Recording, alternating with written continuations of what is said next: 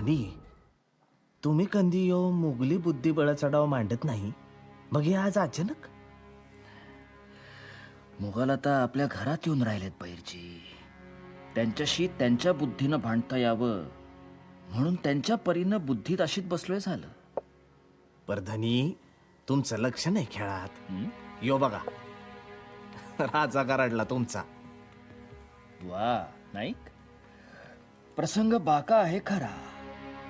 पण अजूनही तुम्ही हरला नाहीत राजे. थांबा.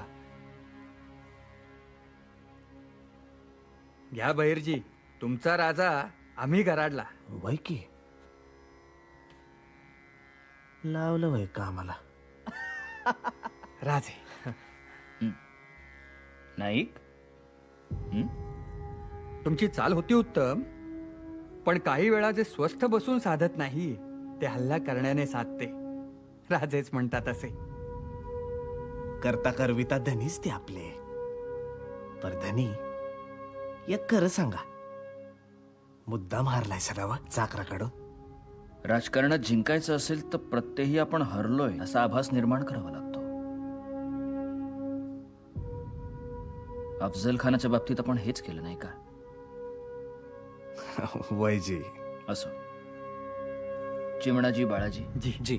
तुम्हाला बोलावू धाडलं याचं कारण असं की लहानपणी आपण ज्या लाल महालात एकत्र खेळलो, वाढलो, आज तोच लाल महाल मोगलांनी वेढलाय.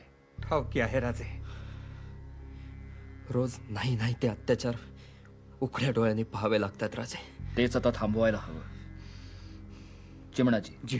तुम्ही असं करायचं, तुम्हाला ठाऊकी असलेला लाल महालाचा नकाशा तुम्ही बहिर्जींना द्यायचा. बहिर्जी मुखबरी करून तो अधिक नीट करून घेतील. जी राजे. राजे, आल्यासरशी आऊसाहेबांचं दर्शन घेईन म्हणतो.